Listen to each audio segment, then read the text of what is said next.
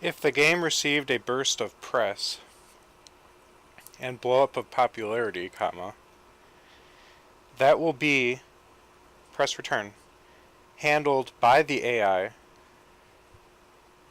based upon population growth booming, comma, by having this population, press return, be groups of humans arriving by ship onto the game's lands and walking out onto the beaches as settlers. Press return. Just like the pilgrims did. Press semicolon. However, comma, if the game is just trickling in growth, comma, press return. The game can just have the players spawn as children of existing settlers. Press return. In existing kingdoms that have families who can have children. Press semicolon. Press return. And if the game is really dead, comma, the person can spawn as just some lost person in the woods. Press return.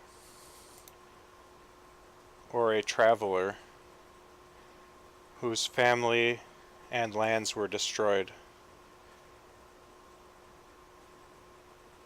and be full-blown survival mode.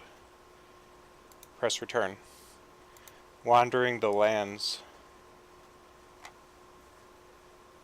looking for other survivors or settlements.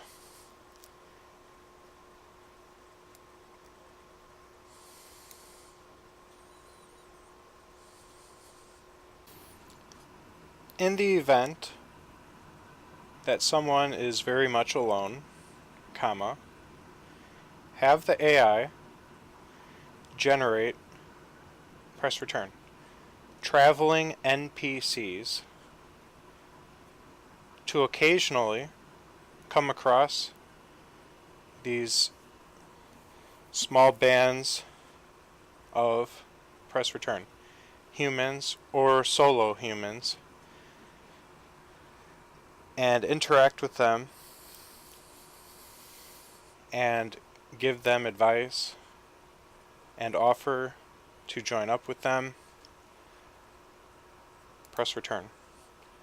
And aid them in their survival, and press return. Become friends with them in general. And these NPCs can even suggest, press return, other survival bands or colonies that they heard exist, and the direction and general distance. Press return. And say they got it from rumors. Press space. Press hyphen. Press return. And so in this way, comma, lost and confused players can be generally, press return, herded together with the help of these NPCs that occasionally are sent. Press return. Press return. By the game AI to steer the gameplay, or at least give people the option, press return, to not just be lone survivors. Note that when large colonies of people form kingdoms or colonies, comma, NPCs will join as guards and will increase increase the population, and shopkeepers and scouts, comma, etc. Press return. These NPCs will persist when players log out, but if players go missing, press return. For weeks or months, comma, the NPCs will start to disappear that were tied to those. Press return. Characters that stopped playing the game, and so the NPCs will scale down to more appropriately match the lower population of actual players. Wake up. Encourage people to build their own shelters and cities and stuff by giving them buffs such as higher stamina and better health and less hunger issues when they are part of a better living situation. And this will also make them more powerful. So this will discourage them from living on eating trash and scavenging and just sleeping in the grass with no shelter and freezing all the time at night.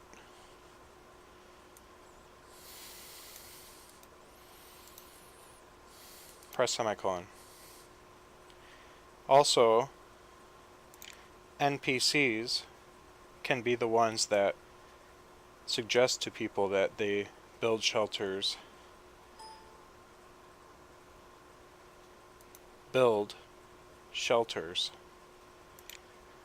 to improve their strength and health and lessen their need for press return, always filling their hunger by eating better food and being better rested. Press return. Stop listening. When a character dies, it's going to treat it the same way as any other MMO. They'll spawn at the nearest cemetery by a magical being that allows their spirit to come back to life. Or they can do a corpse run from the nearest cemetery to their body and re-inhabit it. So I don't have a better solution for that. And I also don't like the idea of somebody dying and losing all their stuff that they worked months for or whatever, like all their gear. I don't believe in that either. So I'm not going to do anything innovative in that area. Some areas I feel like the solution was good, it was acceptable, I'm okay with that. I don't want it to be too game breaking when you die that you're just depressed and everything's lost. I don't like that. That would discourage people from exploring or taking risks. It should be an inconvenience, but it shouldn't be like the end of the world if you die. And maybe, repair costs. Your gear needs to be repaired now because you died, it got damaged. That type of thing is good too. I agree with all those existing systems. Okay, but if somebody just ignores their need to eat or sleep or stay warm and they just die, they're just going to be super weak. They're going to respawn weak and be hungry when they respawn. And they're going to still need food. They're going to not be able to win many battles. They're not going to be able to do a whole lot. They're just going to keep being sent to cemeteries and keep having to do corpse runs or resurrect, and all their durability of their gear is going to be totally shot, and they're going to be broke, and they're going to have no food, and they won't be able to do anything in the game if they don't take care of those needs. They won't be strong enough to do much hunting or have much accuracy or be able to do anything. So I think they'll care about it because the game will just there won't be anything you can do if you're just crawling around so weak and starving all the time. I mean, it sounds to me like other survival games you're suggesting had people die and then respawn full health, not hungry anymore, blah blah blah. Then there's no point to feed yourself. If every time you die, you come back strong as a rock. In my version, you're going to be still in bad shape unless if you correct these problems and feed yourself and make shelter or whatever. Sounds like those survival games you're describing were very poorly designed.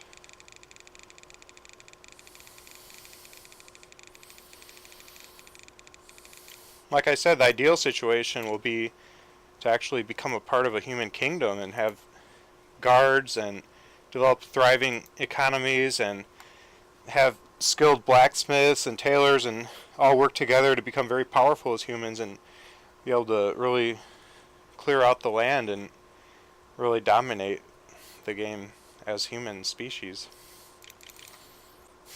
It'd be funny if my MMO, if your kingdom became so advanced, you eventually built cities and then built a space program and then eventually started building spaceships and the game became like Eve and you became a space civilization and it turned into Star Trek and Star Wars and you started encountering enemies in the space.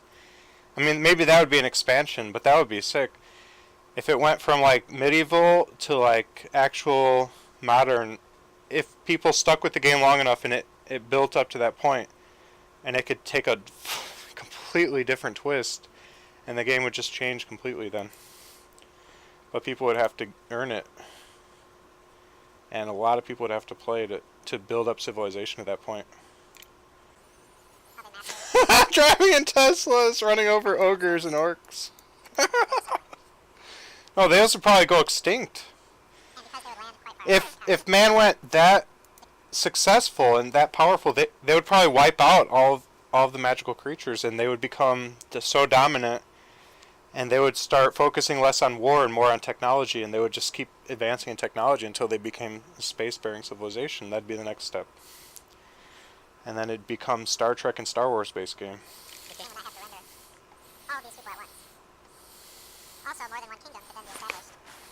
I think that'd be a really cool twist.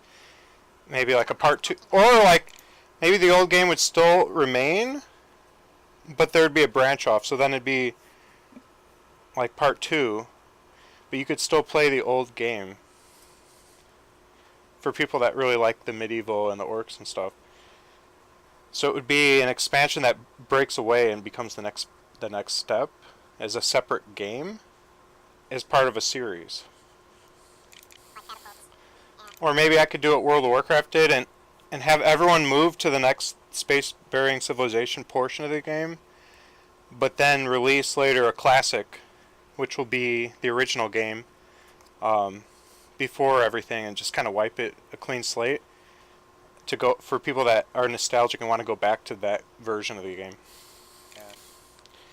Plus, like if civilization and humans are becoming so dominant in an area and they take over, if somebody wants to go back to just survival mode, blah blah blah, they can just travel for a couple weeks in one direction and start to inhabit and take over a new area, and they'd be back to like just struggling to survive with most dominated by the enemies.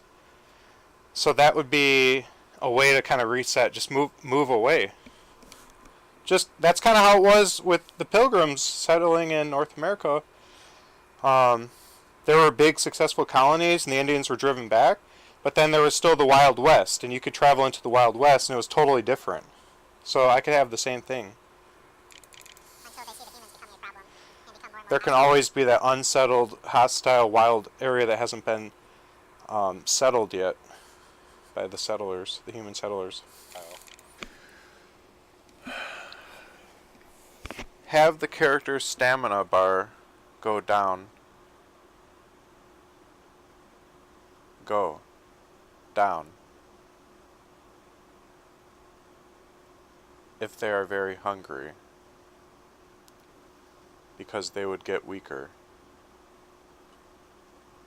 and eventually they would begin to starve, and eventually they would die from hunger, which will make getting food and storing food in your inventory a big part of the game, especially since that brings more realism and makes it kind of like feeding a nano baby, and it gives a player something to do and be concerned with as they explore, and adds more depth to the game.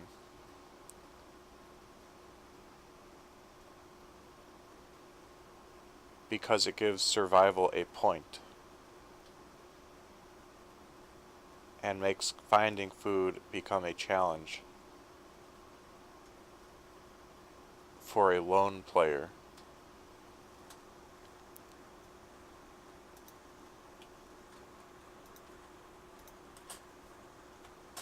Whereas if you are a player part of a thriving human kingdom, food may become much less of an issue. But then enemy attacks become a larger issue, and raiding and dungeons and PvP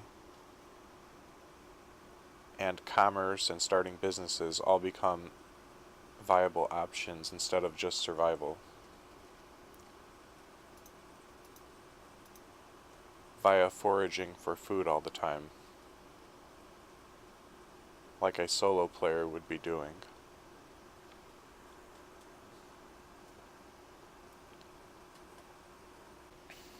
Have it be possible for a lone player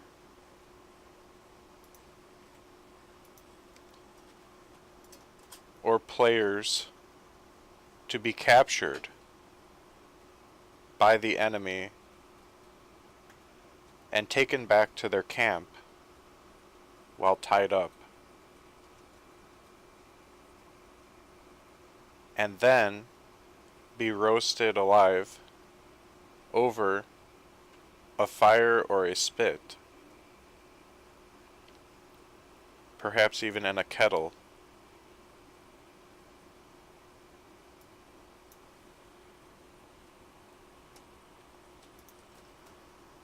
and then eventually pass out and die, at which point they respawn in a nearby graveyard. This would be a really unique and traumatic experience, and would encourage people to hide and take enemies seriously, and would make the game gritty and realistic and intense,